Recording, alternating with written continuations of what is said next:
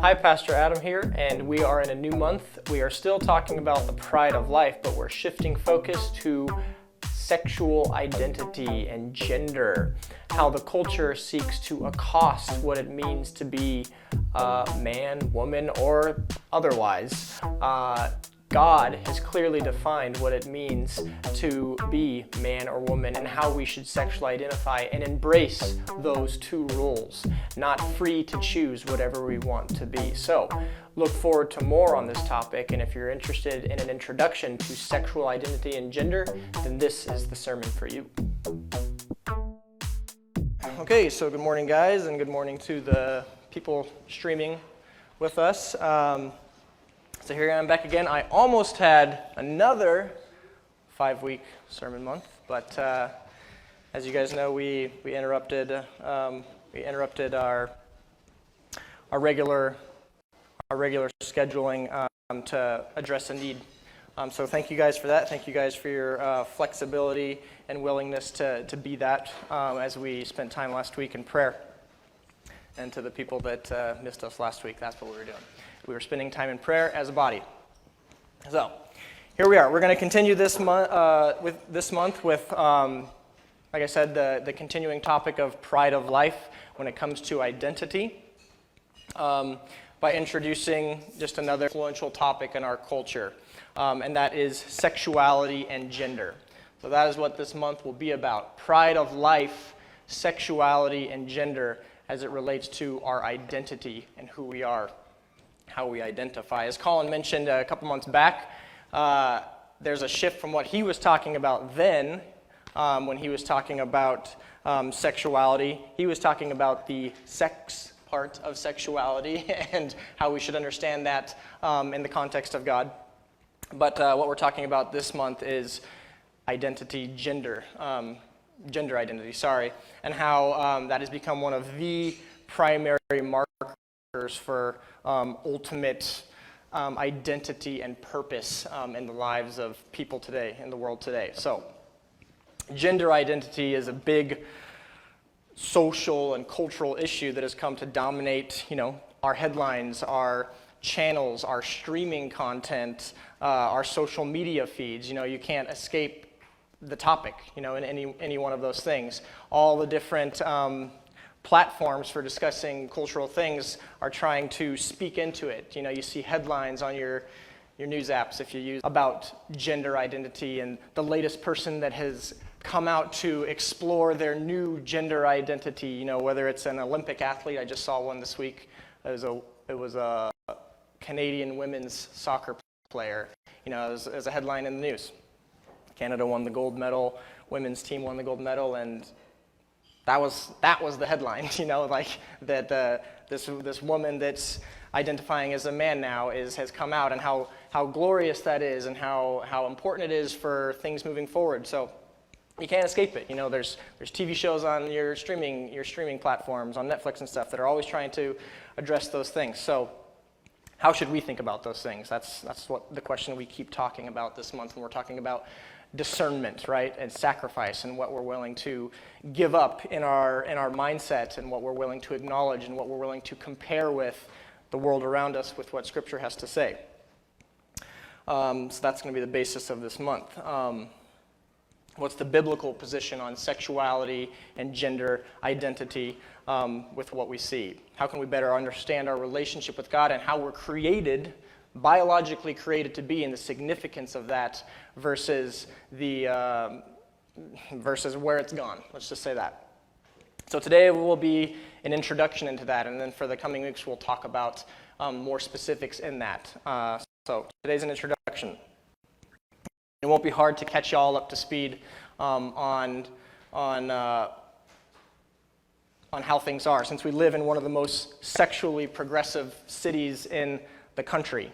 Certainly, probably top 3 or something, top 5 definitely in the country. Probably Seattle and San Francisco, maybe New York. Maybe they're a little bit ahead of us, but Portland is definitely up there in terms of its cultural progression in all things. Certainly in sexual identity. Probably one of the top cities in the world, quite frankly, when it comes to this specific issue. we're fascinated with the notion that we can be autonomous. That means we choose, we have the freedom of choice to do A, B, C, X, Y, Z, whatever, in any number of things. We can be autonomous in defining our however we want to as a society. So just to, maybe for the younger people who are listening in our sermon today, sexual identity refers to the labeling that occurs when a person designates themselves, that means declares themselves as any number of things: gay, straight, bisexual, curious, bi-curious, questioning, fluid, non-binary. That means not one of two things, right? Man or woman, not one of those two things. And the list goes on. The acronym that this group of people use is literally called LGBTQIA, and then there's a plus at the end, because it's an infinite number of things that you can identify as, right? And to not have the plus at the end of their acronym, to not allow it be unlimited would be, oppressive, right? It would be oppressive. It would be missing the point. Your identity, your sexual identity should be whatever you want it to be. That's what the culture has to say. LGBTQIA+. I want to start by saying it's a statistical fact. It just is that people who identify outside of the biblically normative sexual markers are a minority group of people. Okay? That means people who choose to identify as LGBTQIA+, that's not normal despite what they would have you believe. That's still a very minor group of people. And that seems to be a thing with the culture, right? It's a minor group of people with a loud voice that want to make it seem like it's more normal than it actually is. But that's not true. It's a statistical fact that it's a minority group of people. And I would say it's of spiritual significance that the same group of people leads a crusade to turn their minority belief, their unnormative belief, into a normative standard for how we should identify. Okay? They are seeking to change the way we think about things aggressively. That's why they're loud about it. And that's with, like I said, a lot of cultural issues. They want to be loud about it because they want to change what we think or believe is normative. Certainly biblically normative. How we should identify, how we're encouraged to identify. We should be sensitive to not hurt the feelings of someone who does identify outside of the biblically normative thing. This is what the loud group of people wants you to believe. And there seems to be this idea in culture that, and within the church even, that we need to be nice about these things. We need to be careful not to offend.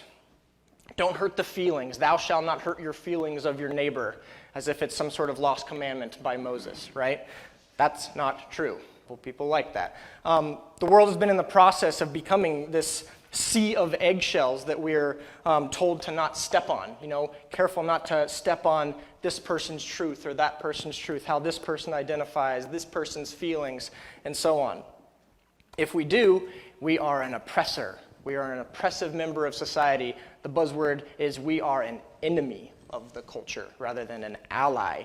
So they've taken these terms that are, significant and historically have a specific meaning, and they've made you bad or good depending on where you stand with the culture's standards, right? And whether or not you toe, and not just toe, but promote the cultural line, the cultural progressive train.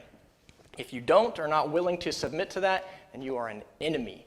It's a buzzword that I have a real beef with.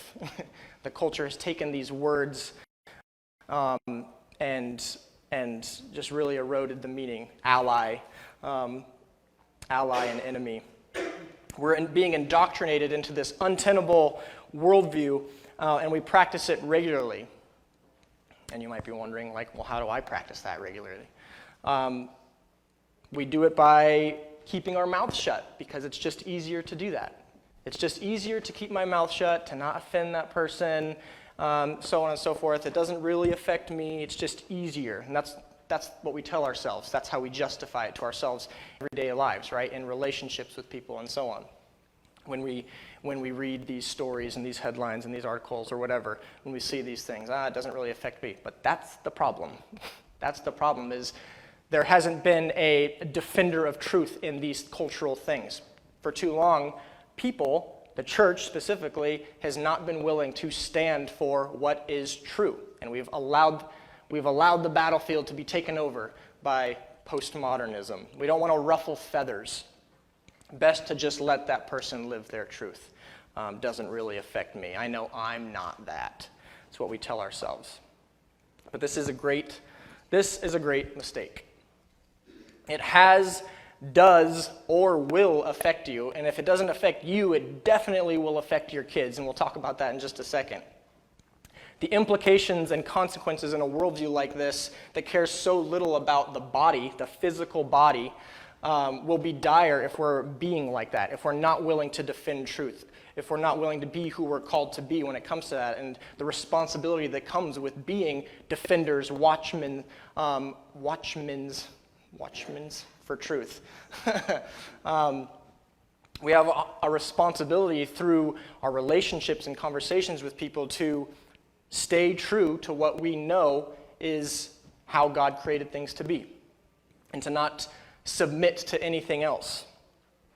Stay true to the value that God created man and women to be and the roles that come with that. Again, in relationships with your peers and coworkers and family members and friends and any other group you find yourselves in on a regular basis. When you walk out of this church, how do you practice this is the question you should be asking yourself and thinking about. Do you practice the keepeth thy mouth shut so I don't hurt feelings, the lost commandment of Moses, so I don't offend? Do you practice that? And what steward of truth are you being when you engage in that discipline? When you just want to be silent because it's just easier that way? And then there's a threat that we have to consider of what will be taken away if we're not willing to toe that line. That cultural line, if we don't climb aboard that cultural train. Keep my mouth shut so I don't lose my job, my friends, money, or tax exemption status. That's a real thing.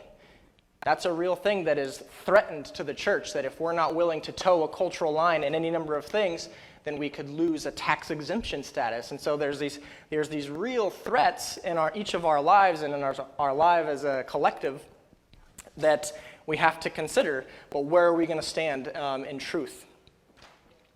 If we don't toe that line, what are we willing to give up?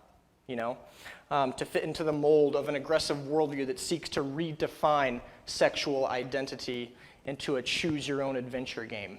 That's what it's become. But creation, guys, creation is where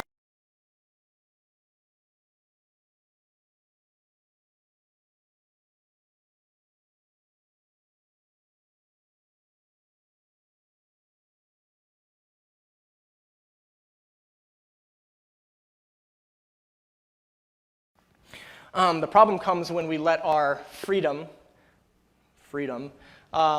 and liberty get the best of us. When it runs rampant, when it runs unchecked, freedom of choice and idleness of the mind, idleness of thought, untethered from God and trust and faith in His Word is a dangerous thing for as long as man has existed. Look at Genesis chapter 3.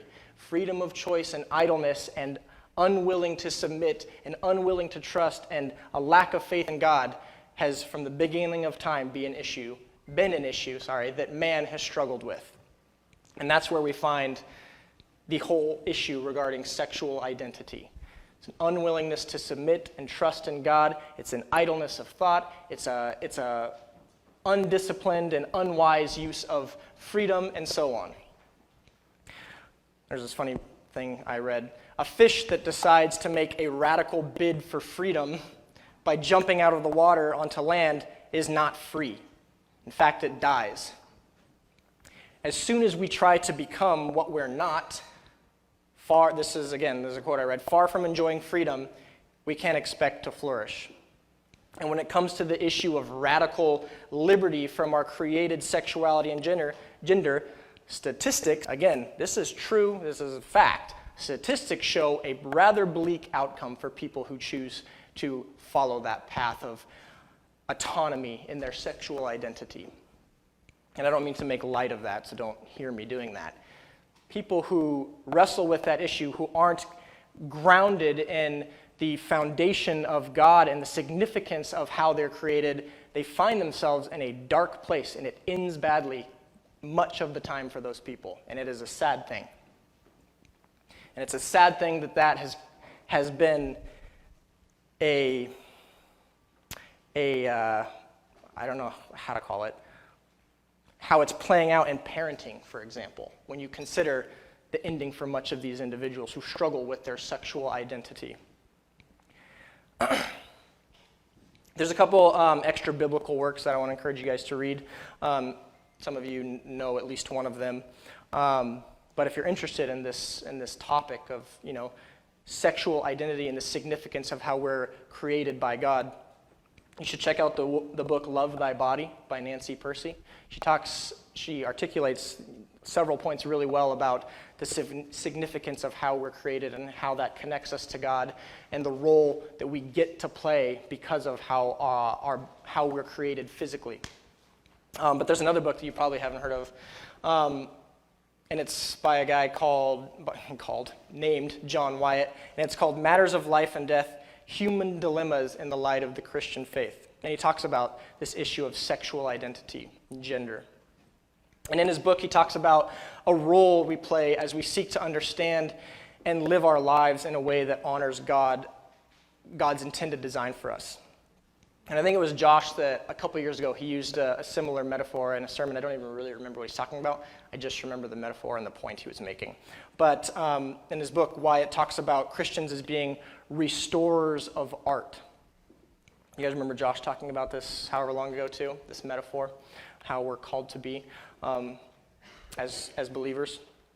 But John Wyatt in his book calls it the art restoration view, because in the Christian worldview, we're not machines. We're flawed masterpieces, he says. And if you see a work of art and you're asked to restore it, you don't look at it and say, this would look better, tagged with spray paint. This would look better with a Supreme sticker slapped on it. Just trying to use what's culturally relevant here, guys. We don't change the art however we want to as art restorers. That's not what an art restorer does. That's not the discipline they practice. To do that would be to break their code, to not be doing their jobs well. But art restorers respect the work. They respect the artwork and are committed to bringing out the artist's original intention and beauty before it decayed and eroded over time and got marred by whatever. They work at restoring the piece from its flaws. They study the work and the artist so that they can carefully get it back to what it once was as it was meant to be when it was first created. Their work benefits the people around them, helps to facilitate a closer connection to the artist and the beauty of the art. That's what an art restorer does. And to connect it for you guys, we are both the art and the art restorer here. We are God's good masterpiece, the pinnacle of his creation, which he stamped and declared as such, as good. Part of that masterful work is in our biological identity that we're created and blessed in. It's not for us to create. It's not for us to say, it would look better like this. It would be better in this. It sounds very freeing to say, you can become what you want to be. That's what the culture encourages. Become what you want to be. Become what you want to be. But our actual identity in that way of thinking is completely invented. It's completely invented, therefore fluid, therefore profoundly unstable when we choose to live that way. And that's where it ends bad, right? Because we base our lives, we are creating our own narratives and our own ways of living, and much of the time that ends bad. Most of the time that ends bad in one way or another. It's no wonder that as a culture and individuals within it practicing this worldview, this discipline, suffer from a crisis of identity in so many different ways. And I talked about this last week in cell group, maybe actually a couple times over the last couple months in cell group. And I don't mean to be crass about it, but outside of the Western world, the culturally progressive world, America and Western Europe and places like this, Portland, people don't have the time and the luxury and the idleness of thought to ponder these foundational issues, They have much more pressing needs to address, It's because we're idleness in our thought, and it's because we're not grounded in who God is that we choose to let our minds run free and be autonomous in all these different things, sexual identity being absolutely one of the main ones. But here in the culturally progressive places of the world, young people, so I mentioned how this affects your kids, this is happening now, young people are having to consider how to define their sexuality and gender at a really young age. They're being asked in public school systems, for example. Mariah can speak to this. She talked about it in cell group. By their 11-year-old classmates and by their teachers, are you a boy or a girl? Do you identify this way? Are you gay or lesbian? Are you this or that? At this young age, this is the conversation. This is the conversation. This is what they're being asked to submit on a form to turn into their classroom, to their teachers, to their schools. Are you this or that? So if you think it doesn't apply to you, think again. It's happening now to this young audience. They're handing out and soliciting forms and soliciting information to your kids. And again, it's in an effort to make it normative, to help you think that it's normal now, rather than what is biblically normative. You really have to ask yourself and think about the sinister nature of that, really. The sinister nature of what's normative now is to completely ignore God. That's what's considered normative now and encouraged to be normative now. To go against God's creation. To be at war with his purpose for us.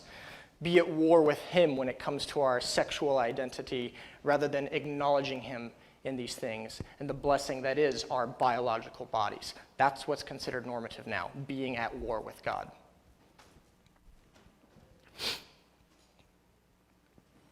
This insecure and this unstable identity may also be behind the trend for speakers, even secular speakers, teachers, whatever. So people outside of the church that are basing their argument and their worldview on God. These people, so secular speakers, are being canceled, are being doxxed, are being deplatformed, are being suspended from their university if they're a college professor for not towing this cultural line. And they're not even coming at it from a biblical standpoint. They're coming at it from a secular standpoint. Made by a loving God, where identity isn't something that we have to somehow create and chase after for ourselves. Our sexual identity is a given. We're human beings made in the image of God, not random meat bags, now that chance has brought us here, who we are, how we identify. We're given, I'd say we're gifted our sexual identity from a loving creator. And you have to ask yourself in what way you treat that gift, what you've come to appreciate about it. We're bodied beings, a gift by our Creator. The ancient Greeks, the Gnostics, people like Descartes, all had a low view of body that we have unfortunately returned to, or we've been influenced by as a society, as a culture. In a postmodern view that wants to cling to science as a matter of fact over subjective value, it's ironically become feelings which dictate our sexual identity.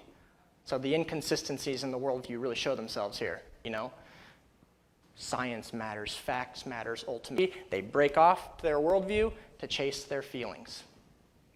It's a fully inconsistent worldview they hold. We need to recognize that. We need to recognize that so that we can use that as an entry point in conversation and relationship with them. Feelings, they say, liberate your true self. Feelings liberate your true self.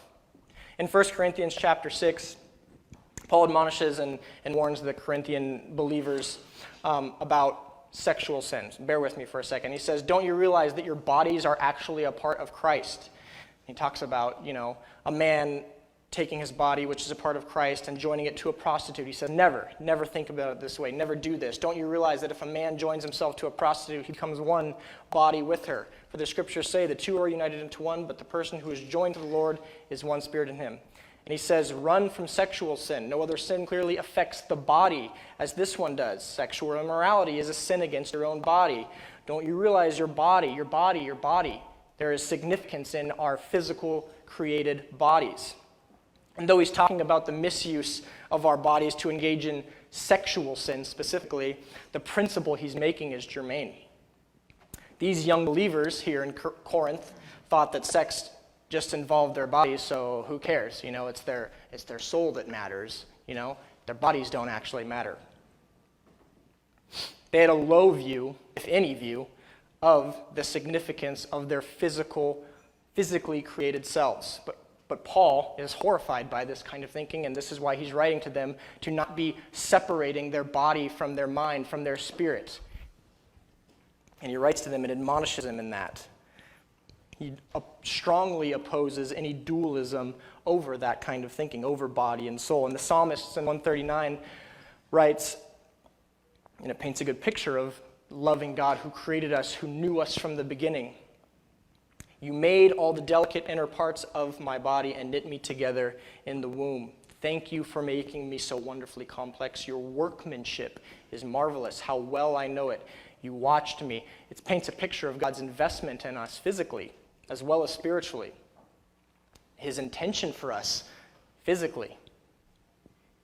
You saw me before I was born. You knew my life before it happened. Every moment laid out. The problem with sexual identity is also now turning into one of recognizing proper authority in our lives. Back in the early church, it was called Caesar worship. You guys heard of that? Caesar worship. The Roman Empire implemented a method of maintaining control over the diverse culture that it was, creating. The diverse groups of people, and demanding that they put Caesar on par with all of their gods, right? It's a melting pot. It's a melting pot of people, backgrounds, and stuff. And so they create what's called Caesar worship. Not that Caesar was the only god, but that Caesar was on par with the other gods, and they needed to treat Caesar as such. Caesar had the same authority. Kaiser Kyrios was the term that they used. Caesar is Lord. And they would burn a pinch of incense on an altar to the Caesar god. And this was necessary for them to carry around a certain document. They had to do this in order to carry around a certain document so that they could literally be free in society to, live and operate and buy and sell and trade. They had to do this. They had to offer Caesar worship to a false god. They had to burn incense on an altar to a false god in order to just live their lives, right? To be free to do so. Starts to sound pretty stinking close to where our culture's headed, I think. What are we willing to do so that we can just live our lives? What are we willing to give up? Do we see it coming? I don't mean to sound conspiracy theory, but it does sound pretty similar. Things are lorded over us. Things are threatened to us. I'm not going to go there. You can see it happening. You can see it happening because of the split from what is biblically normative and what is true in who God is and how we're created.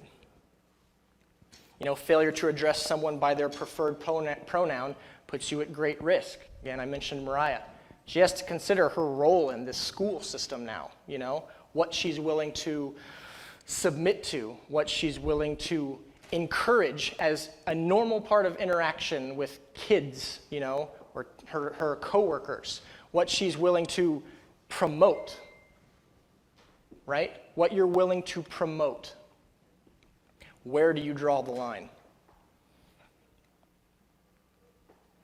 The question is that, where do you draw the line? When is it that the culture is forcing you to burn that pinch of incense when it comes to sexual identity?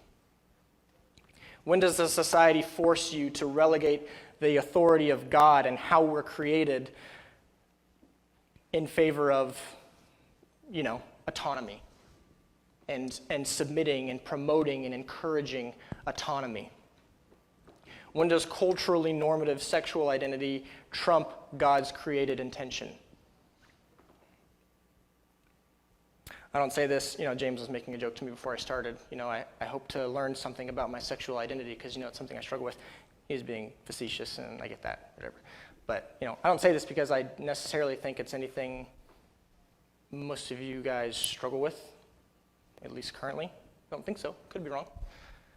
But because there will come a time when you're asked to give something up, to toe the cultural line, right? What are you willing to give up? When the government's cracked down on you for this kind of thing, what are you willing to submit to, or else? What is your response going to be? When the government wants to make mandates about your physical health, what is your response going to be? That's a new thing in the news. The government wants everyone to be vaccinated or else they can leave. You see the same thing coming with sexual identity. Teachers who are forced to consider their livelihood if they're not willing to promote a cultural,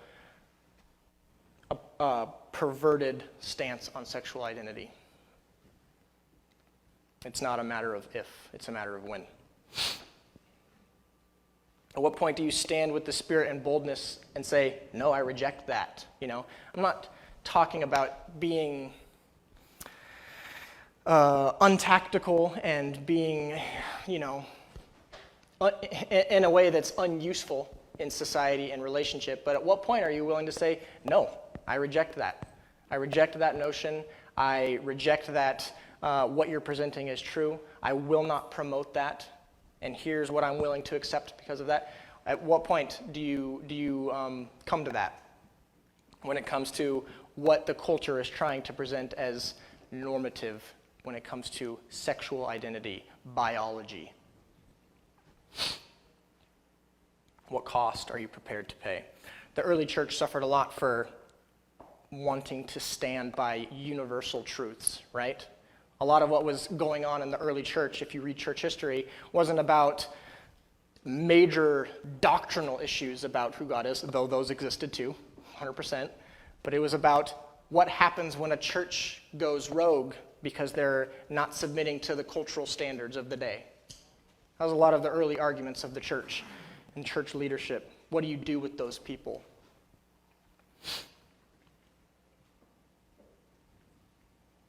The trick, the lie, is when the culture says that people should be free to choose and so on and so forth, and it quickly turns into law, Freedom of choice becomes into law. Cultural shifts in standards starts to become law. Submit or else. The lie is that it's unloving to call someone back to God. That's the lie. It's unloving to stand for what is true. It's unloving to stand for God and call someone back to Him, away from their own prideful autonomy. But it's the opposite, and we should be clear on that, and we should be good with that.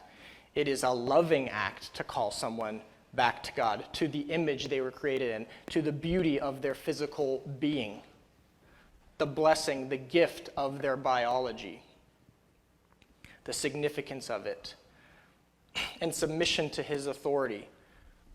That's a loving act. Recognition and restoration of His art. That's a loving act to call someone to.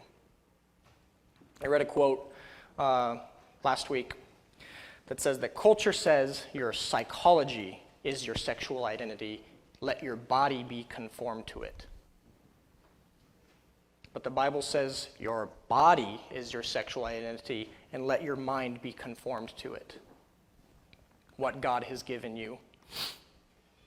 When Christ reinforces the binary, the one man, or the man-woman markers for sexual identity, as he did in Matthew 19, there's no ambiguity here, guys, in terms of what we should be accepting as true and as a standard for sexual identity. He says to the Pharisees, haven't you read the scriptures? They record that from the beginning God made them male and female. And he said, this explains why a man leaves his father and mother and is joined to his wife, and the two are united into one. Who has the authority to speak authoritatively on the issue of sexual identity, if not Christ himself, the Creator himself in the flesh? Remember who you ultimately submit to as these issues are flying at you. Remember who you ultimately submit to when you're asked to bend the knee or else.